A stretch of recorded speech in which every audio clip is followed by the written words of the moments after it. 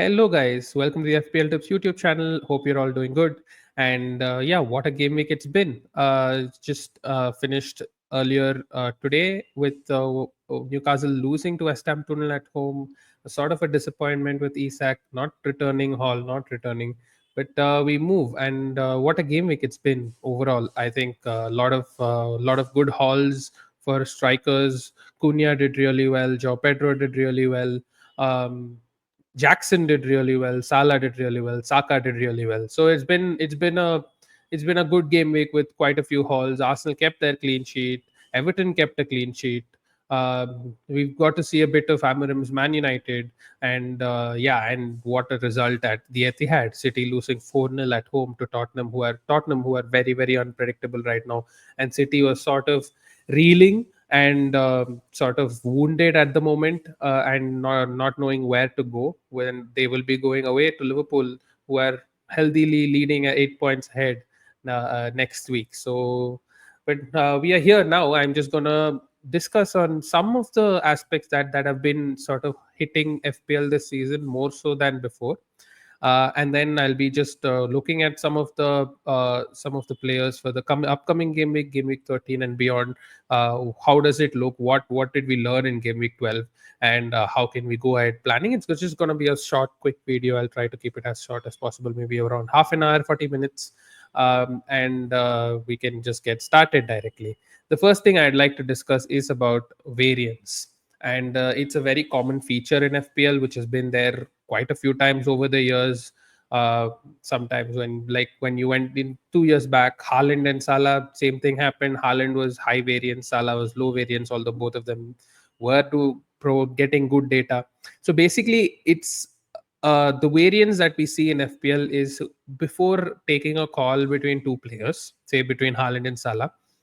There doesn't seem to be much between them, but after the event happens, the drastic difference between them is massive, like we've seen with Haaland and Salah of late, and that's a common occurrence in FPL, and that's just what we see very regularly, and we see a lot of FPL managers talking about it as well. And this is not something that's completely in our hands, and it's that's the bit of the luck factor that falls in, because in foresight your moves are going to continue to be good moves, but then the happenings is totally not in our control, and sometimes you can get massive hauls. Sometimes you might get a great fixture but nothing coming out of it, like Isak against West Ham, which is a great fixture, and but he's coming back with a two-pointer. Well, Cunha away at Fulham was a tricky fixture, and not many. I mean, it would be sort of a wiser decision to have benched Cunha in a fixture like Fulham away, because Fulham have been doing well. But people who have benched him have sort of had the damage because of the haul that he created. So that's just the common occurrence that's happening. But why I'm bringing up this topic is because I think there's been quite a lot of variance this year, more so than ever. We've seen Wood versus Calvert Lewin, Wood versus Muniz right in the first week, then Wood versus Calvert Lewin. We've seen Salah versus Haaland. We've seen going without Arsenal defense and going into Liverpool defense instead of Arsenal defense at the beginning. Um, Strand Larsen versus Cunha as well, as I put it on screen. There's been Bruno versus Luis Diaz, which has been a variance. Bruno versus Luis Diaz versus Jota in the beginning of the season, and then on the other side, Jota versus Luis Diaz as well.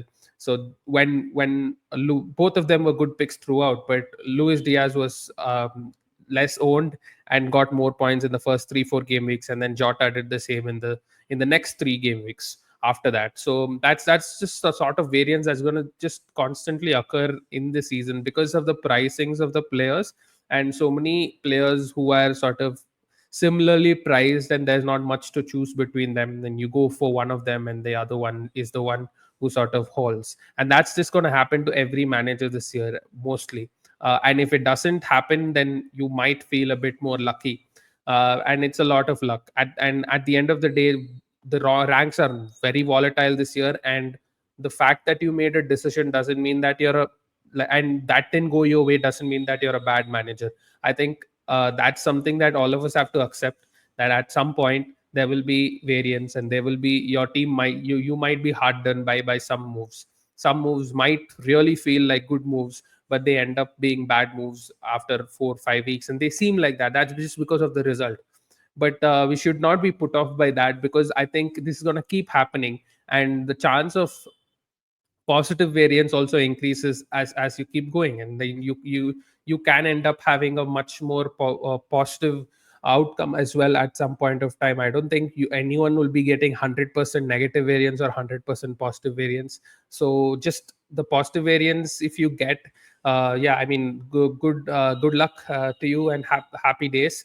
But also be aware that this could change anytime. And now that you have Salah's points and not Haaland's, and you're celebrating, it could easily flip, and Salah might be on a 3-4 week dry run, and Haaland might haul in those 3-4 weeks, and that could also happen. And that's something you need to take on the chin.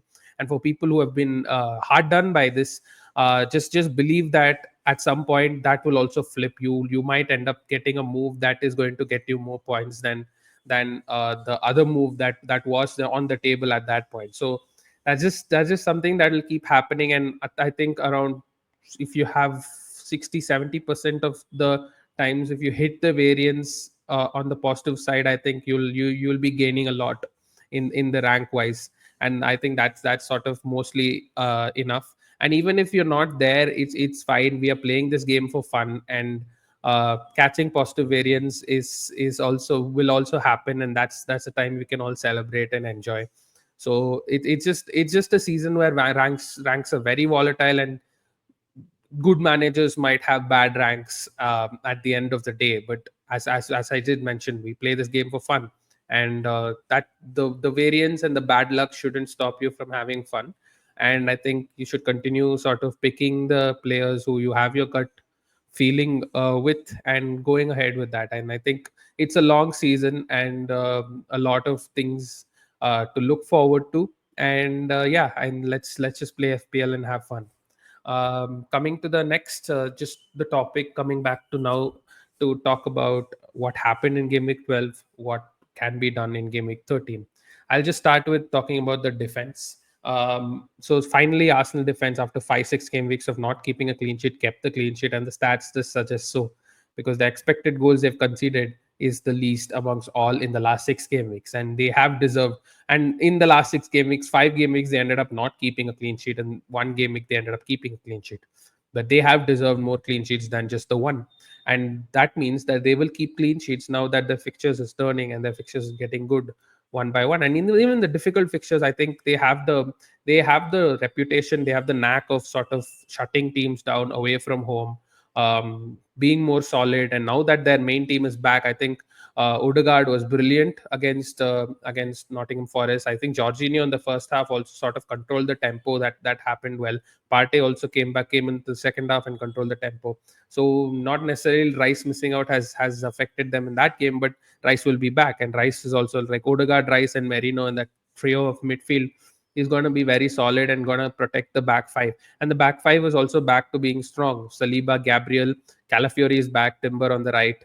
I think if that back four continues with Raya on goal, I think they will be keeping more clean sheets. And just talking about that, you should just believe and trust in your Arsenal defense. And I think personally, for me, in my team, I have double Arsenal defense, Gabriel and Raya. I think they're going to be staying for the near future and for the distant future as well, because of the value they offer and the number of clean sheets that they'll be keeping. And it's very hard to predict the clean sheet. Newcastle, as we see, a second for expected goals conceded. They were third in the list last week, and they have not conceded too many big chances against West Ham, but still, you come back with Hall as with a 1 pointer, and that sort of is what will happen with most of the teams. Clean sheets are very hard to predict, and when clean sheets are hard to predict, you want 50% of defense to be occupied by a reliable Arsenal defense, and the other 50% you can just sort of rotate around the 4.5 to 5 million assets who might have good fixtures and have a better chance of keeping a clean sheet than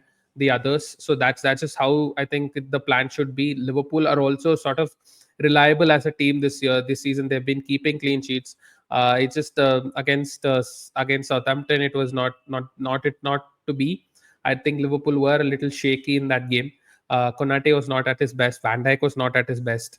But those sort of games will happen. But I also expect them to keep clean sheets in some of the other games where they have more control, and that will also keep happening. So Liverpool are reliable, as so are Arsenal. I think Arsenal last 5 games they didn't keep a clean sheet.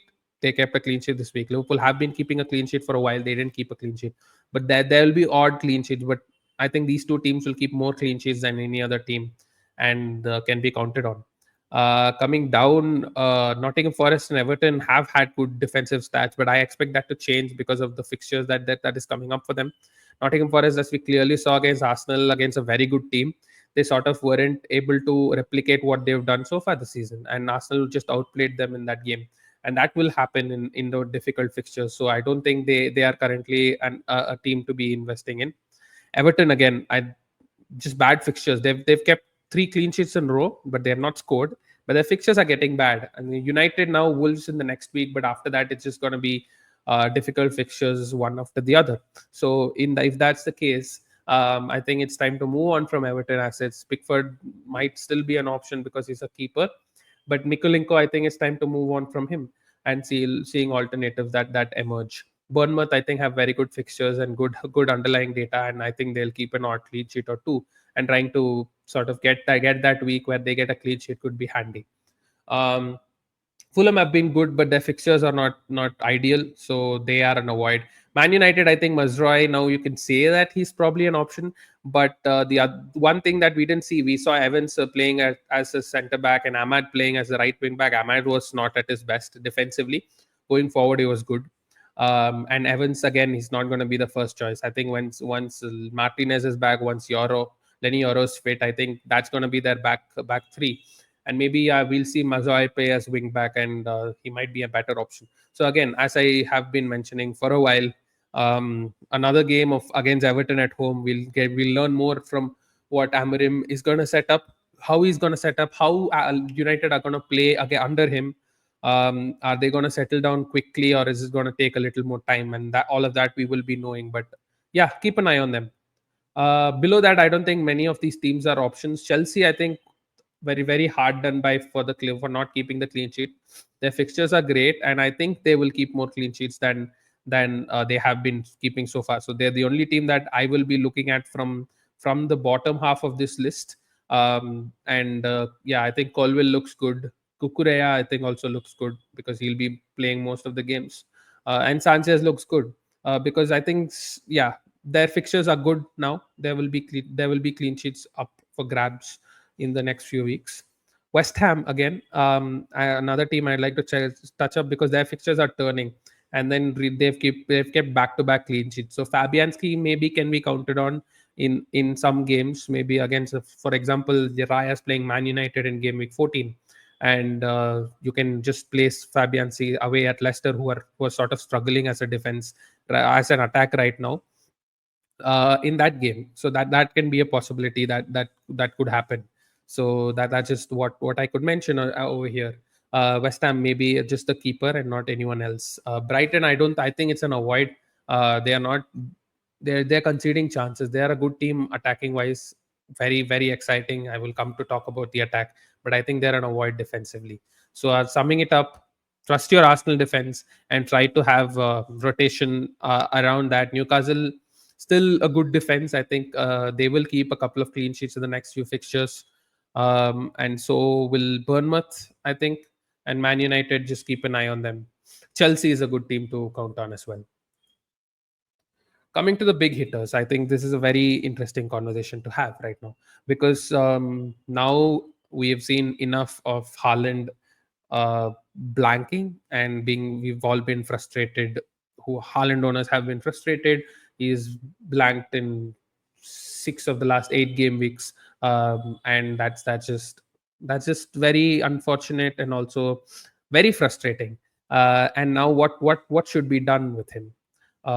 Salah, on the other hand, is just continuing to score big points. Palmer has blanked 3 of the last 4 game weeks, 4 of the last 5 game weeks, each of the last 3 game weeks. What to do with him?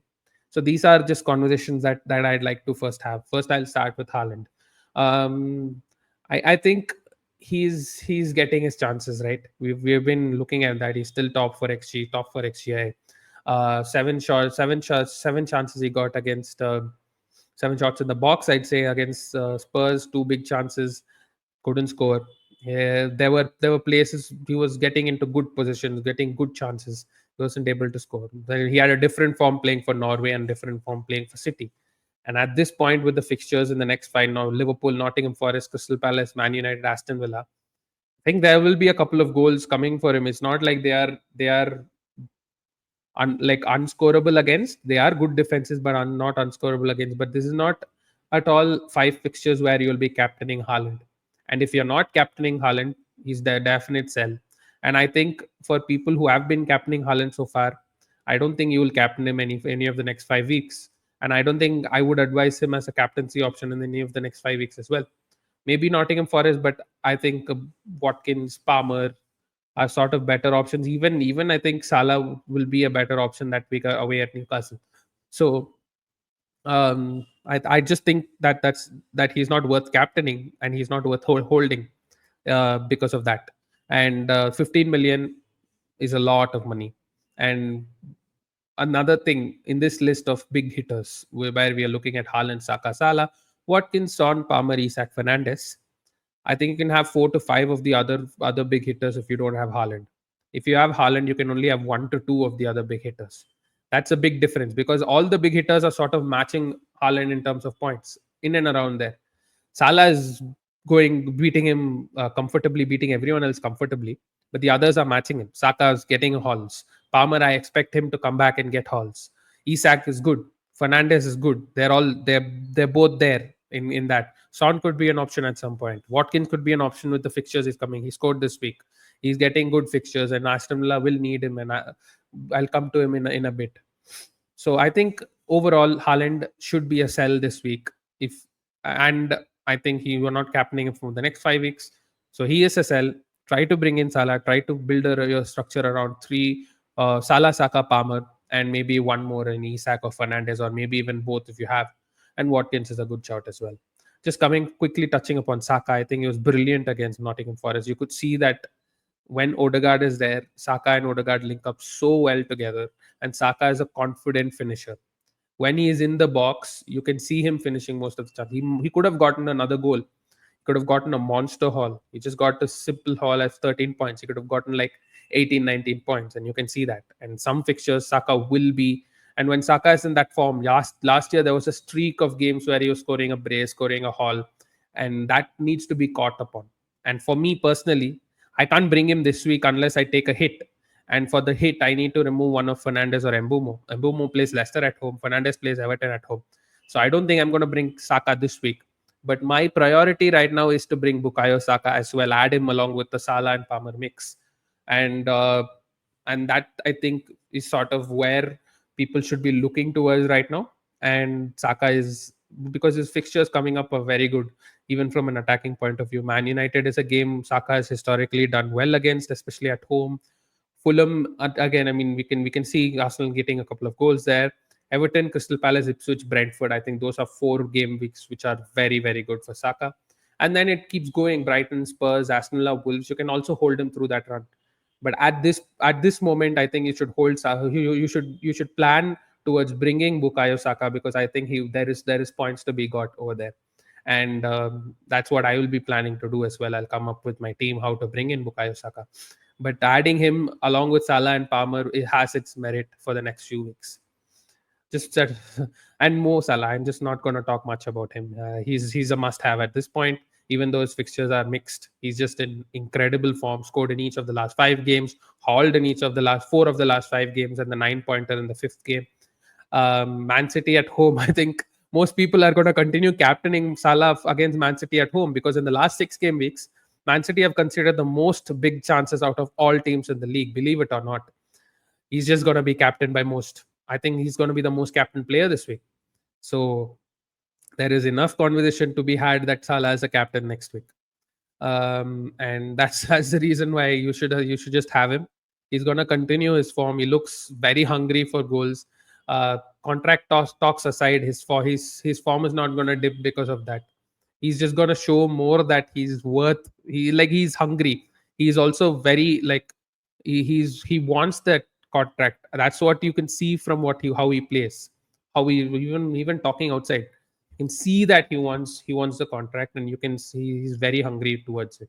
That's the reason I think he's just a must have. Watkins, very interesting conversation, because the minutes sometimes might be lesser than 70 minutes, but sometimes he could also play 90 minutes. And they have tricky Champions League fixtures coming up, because they started really well in the Champions League and then lost a game against Club Brugge. Now they have Juventus and Leipzig in the next two games. If they sort of drop points in that, or like, then they might be in trouble in advancing to the next stage of the Champions League or in the top eight. So they might just take priority there. And how much can Watkins continue playing is a question. Chelsea away is a game he'll definitely play, because it's a big fixture. So Brentford at home, Southampton at home. I expect him to miss one of the fixtures. If you think you can take that in your chin and continue, then yes, keep Watkins. He's a good asset. He's gonna have good home fixtures coming up. In 14-15, he has Brentford and Southampton, and in 19-20 he has Brighton, Leicester, Everton, Arsenal, West Ham. I think from 19 to 23 is a better time to maybe have Watkins than now to 18. Chelsea, Brentford, Southampton is a good couple of fixtures, but I expect him to miss one. Then Nottingham Forest away is not straightforward. Man City at home, we don't know how they'll be at that point, but I don't think you'll plan towards bringing him for Man City, even though they are not great. Newcastle away is a difficult fixture, so I just say wait till Brighton at home in 19 for Watkins, and if you have him, just hold him through the next three fixtures. Son currently is not really putting his hand up, even with them beating City 4-0. He got an assist, but he was the first player to be subbed off. There's minutes being managed, and the fixtures are mixed. Fulham is not going to be straightforward. Bournemouth is not going to be straightforward. Chelsea is going to be difficult. So three tricky fixtures. Southampton, then it's a good fixture. Then Liverpool, Nottingham Forest. So I think in the next 5-6 fixtures, there's not much points to be had. And Spurs are very unpredictable, as I did mention. Some games they doing good, some games they won't. So it's difficult to predict. So that's the reason I think Son is an avoid. Quickly, just touching upon Palmer, I think keep him because of the fixtures, and anytime his form could turn. And with fixtures, form will come. 3 game weeks blank is frustrating, but it's not much. And just keep Palmer. If I'm buying right now, I'd buy Saka over Palmer, purely because of the turn in form and how good Saka looks right now. But if I have Palmer, I'll definitely hold him. I wouldn't be making a switch. I'll be trying to bring Saka alongside Palmer rather than instead of Palmer. And Palmer will continue getting points. And he's a good captaincy option in 13 as well. Not too many people will be captaining him because of 3 blanks in a row, and Salah 3 hauls in a row. But this is a week Palmer could overscore Salah, and he's a good captaincy option. And then he has Southampton. Spurs are not the best defense. I think Chelsea will score that game. Brentford, Everton, Fulham, Ipswich, Crystal Palace, Bournemouth, Wolves. Incredible fixtures. Very good fixtures. Captainable in some of these games. So Palmer, I think, is a definite sort of hold right now, and I'll also be looking to maybe get him alongside Saka if you have him. But Saka is a priority of buy right now. Quickly touching upon Isak and Fernandez, I think they are sort of luxury picks right now. I think Saka, Salah, and Palmer are the priorities right now. Then Isak and Fernandez both blank this week, both hauled last week. So yeah, I mean, could happen sometimes, but they are very good options for their price. 8.5 million, they are much better than that. I feel Isak is probably the second best striker in the game right now. Fernandez is almost a premium, and he's coming for much lesser. And he'll be playing at the number 10 role, and he'll grow into that role against and under Ruben Amorim. Against Ipswich, I don't think he had the best of first halves, but second half he was involved. He was creating chances for Garnacho. He was also got a couple of shots out. So Everton at home, I think I like that fixture, but I don't think I'll buy him now as Bruno Fernandes with Arsenal and Man City. So I'll be looking at the next 4 fixtures and then try to buy him in Game Week 17, and then throughout that next six game period run, because Bruno Fernandes is someone who you can rely on minutes. He's going to play every minute, so that's not a problem. And in the crunch fixture period, he's just going to be sorted. And Isak, very good, I think, at this point. He scored. He didn't score, but he scored 4 in a row. So I expect him to come back scoring. Even he's playable through the Liverpool fixture, then Brentford, Ipswich, Leicester, Ipswich. 3 great fixtures to have Isak, and then maybe you could move on to Watkins in Game Week 19, because Watkins has great fixtures. Then then you could come back to Isak. So I think there's a switch between Isak and Watkins that can keep happening at this point. Or you can hold one of them and say that these difficult fixtures I'll still play him through it, and I'll get take the points that I'll get. But Isak is someone I'd say can be had at this point. I'd still say I'd prefer Isak to Fernandes because the next four fixtures of Isak is better as a whole than what is to Fernandes. Liverpool game is also at home, so Isak is sort of number one for me, and between the two, then Fernandes, then Watkins out of the three. That's my ranking of that. Going back to Going back to the Lego Mane hop on hop off, I forgot to mention credit him for the previous video, but just a small plug to Lego Mane. I think he makes great charts, hop on hop off, fixtures related. Everything is, you can check it out on X, you can check it out on Blue Sky as well. The new app where the FPL community seems to be very active on. So I think this is very useful for, especially for planning through these fixtures. And this is just a quick run through of all the teams and their fixtures. I think we've looked at the top 7, top 8: Man City, Arsenal, Liverpool, Aston Villa, Chelsea, Newcastle United, and Tottenham. I'll just like to mention one small thing that I missed out on the previous slide is that Gameweek 14 is a midweek fixture. And you'll tend to look at players like Palmer and see that he's not going to play in Europe. Players like Isak also, he's not going to play in Europe. Fernandes will play in Europe, but he'll be playing 90 minutes almost every game. He's a fitness machine. So these are players that are worth holding. But while it comes to Watkins, you're just not sure. While it comes to City players other than Haaland, you're not sure. They're not in form. While it comes to Arsenal, I think Arsenal will be playing some of their players through the game. Minutes will be managed here and there. But Gabriel, Saliba, Raya, just very reliable. Same with Saka. I don't think Havertz is a buy right now because he missed out in the previous game. Liverpool, now nobody other than Salah. I'd say just Salah, maybe Van Dijk, but just Salah is the one I'd be looking at right now. Just coming to the lower fixture period, who has good set of fixtures? West Ham right now looks good because they have, after Arsenal this week, next they have Leicester, Wolves, Bournemouth, Brighton, Southampton. Bowen could be an option if you want to hop off Mbumo and you don't have money to upgrade him. You can just go from Mbumo to Bowen because Mbumo has Leicester this week and then he has Aston Villa, Newcastle, Chelsea. That's the time you can maybe hop on to Bowen. Crystal Palace, Eze is not back yet, and they have Man City and Arsenal in the next 5 game weeks. So I'll hold my gun on Crystal Palace and then maybe jump on them in game week 19, where in 5 game weeks they have Southampton, Leicester, West Ham, Brentford, and keep an eye on them. Brighton, I think, is the talk of the moment because one guy I think will be on the watch list of almost everyone, and he'll be probably the most bought transferred in player this week is João Pedro. 2 hauls in a row.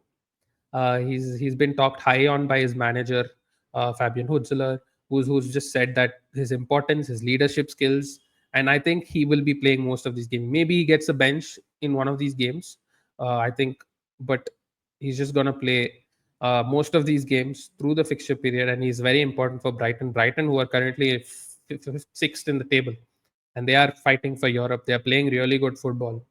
And attacking wise, one of the best teams to watch at the moment. Very exciting. And João Pedro is the center of it. Welbeck is an option, but João Pedro comes at 4.4 million cheaper still. And also slightly better. He's on penalties. And he's just the talisman of that team.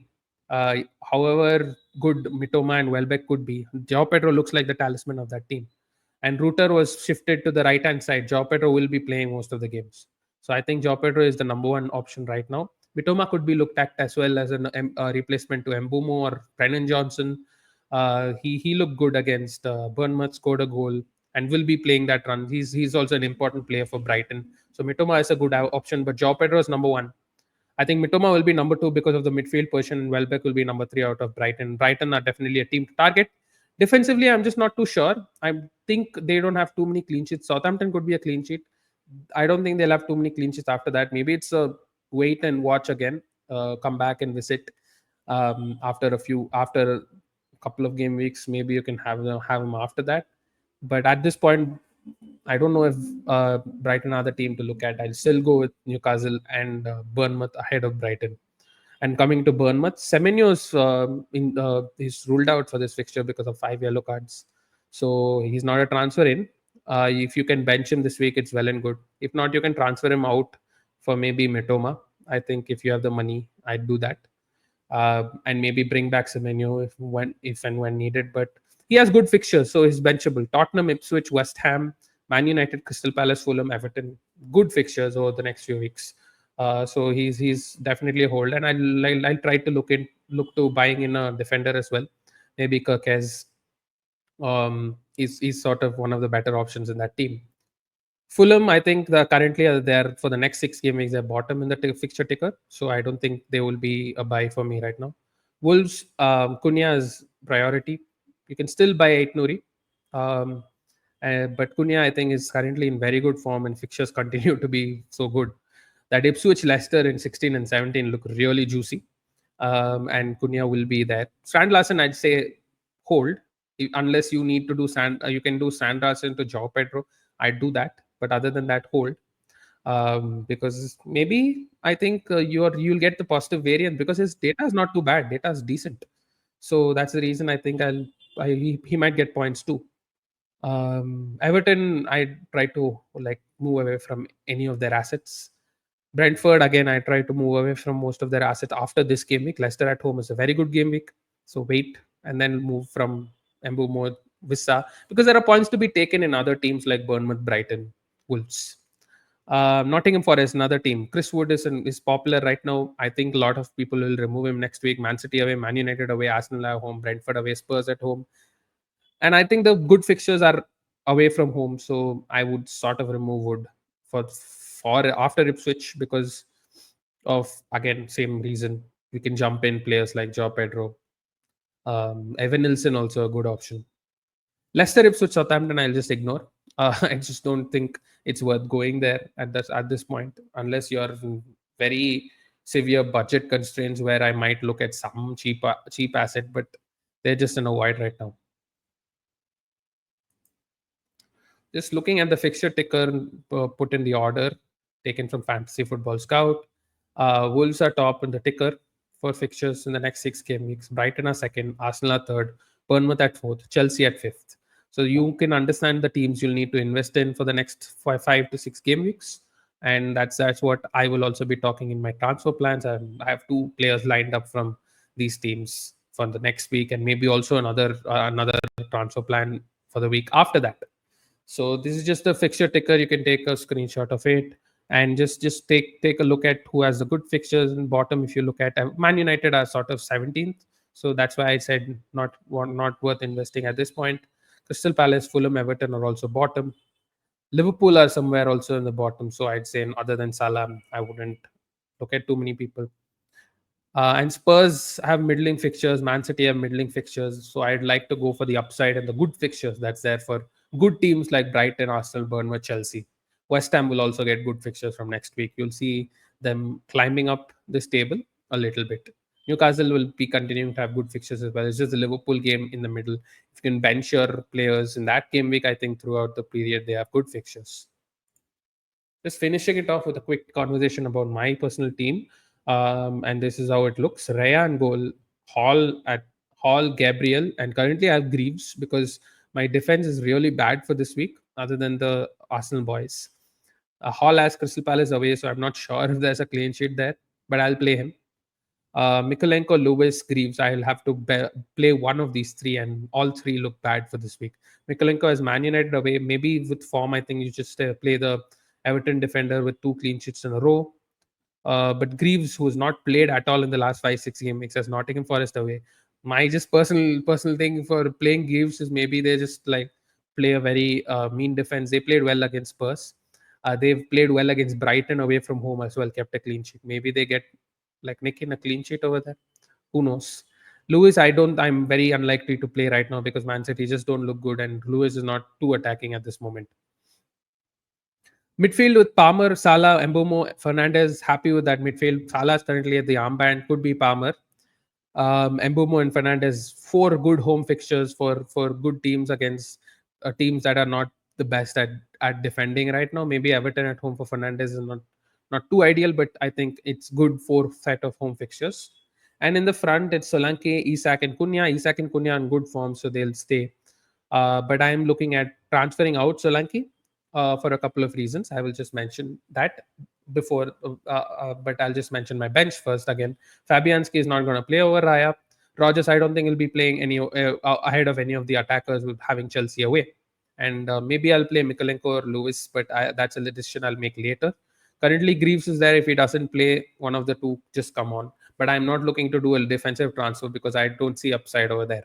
So the transfer I have one transfer, free transfer, and point 0.9 in the bank.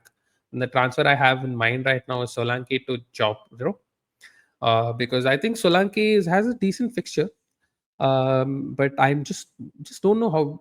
Couple of reasons why I think Solanke I will be selling Solanke. One is his involvement in Spurs is also unpredictable. There are games where he might be involved, like the Aston Villa game. There are games he might not be involved, like they switch game which they lost 4-1 against West Ham. He didn't have a return.